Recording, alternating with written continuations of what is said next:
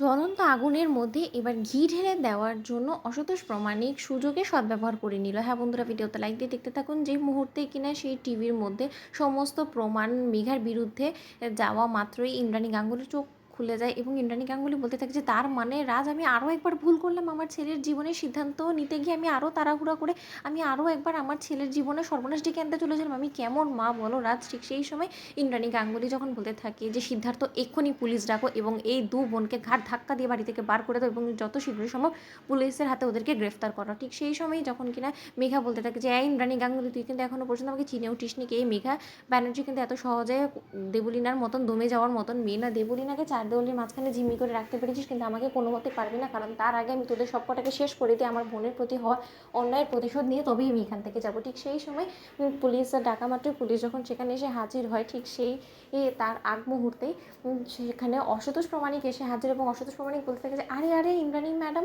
এত তাড়াহুড়া কিসের বলুন তো? এখন তো সবে মাত্র শুরু হয়েছে, এখনও অনেক কিছু শোনার আপনার বাকি রয়েছে। আর আপনি এই ইন্সপেক্টরকে দাঁড় করিয়ে আপনি কী করবেন বলুন তো? কারণ ইন্সপেক্টর তো এসে এখানে বোকা বনে যাবে, কারণ সে তো কোনো মতেই আজকে মেঘা এবং দেবলীনাকে গ্রেফতার করতে পারবে না। তার কারণ ওরা তো সম্পূর্ণরূপে নির্দোষ, ওরা তো রীতিমতো একটা চক্রান্তের শিকার হয়েছে। ঠিক সেই সময় ইন্সপেক্টর যখন বলতে থাকে যে তার মানে আপনি কী বলার চেষ্টা করছেন এবং আপনার পরিচয়টাই বা কী বলুন তো?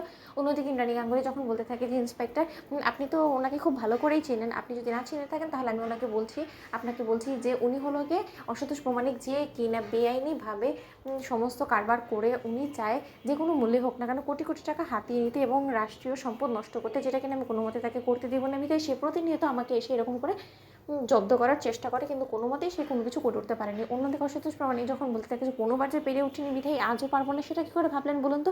এবং আমার আপনার সঙ্গে ব্যক্তিগত কোনো শত্রুতা নেই, কিন্তু আজকে এই দুটো বাচ্চা মেয়ের উপরে যে পরিমাণে নির্মম নির্যাতন আপনারা চালাচ্ছেন, তার তো একটা সুষ্ঠু বিচার হওয়ার দরকার, তাই না? ইন্সপেক্টর, আমি আপনাকে একটা কথা বলছি, আচ্ছা আপনি আমার একটা কথা বলুন তো, এই বিয়ের আসর অবধি কথাটা এগিয়েছে, তার মানে নিশ্চয়ই ইন্দ্রাণী গাঙ্গুলির ছেলের এর মধ্যে সম্মতি ছিল, এই বিয়েতে অবশ্যই সম্মতি নিয়েই তো এগিয়েছিল, তাই না? তাহলে এগোনোর পরও কী এমন হয়ে গেল যে এক রাতের মধ্যে ইন্দ্রাণী গাঙ্গুলির ছেলের মনে হলো হঠাৎ করে যে না, মেঘা তার যৌবন এবং মেঘা একটা ষড়যন্ত্রকারী, মেঘা কুৎসিত চরিত্রের একটা মেয়ে, বলুন তো এটা কি কোনোভাবেই সম্ভব? এই একই কাজ কিন্তু ঈশান গাঙ্গুলিও করেছিল দেবলীনার সঙ্গে এবং সেইটারই আবার রিপিট করেছে ওনার বড় ছেলে আয়ুষ্মান গাঙ্গুলি। তাহলে সে আপনি বুঝতেই পারছেন যে ওনাদের ছেলেদের মূলত উদ্দেশ্য এটাই, তারা মেয়েদেরকে ভালো মানুষই মিষ্টি মিষ্টি কথা বলে তাদের মায়া জালে ভালোবাসায় ফাঁসিয়ে তাদেরকে রীতিমতো ব্যবহার করে প্রতিনিয়ত তাদের সঙ্গে ঘনিষ্ঠ সম্পর্ক করে তোলে এবং তার পরবর্তীতে যখন কিনা তারা অন্তঃসত্ত্বা হয় বা তারা যখন কিনা বিয়ের মতন একটা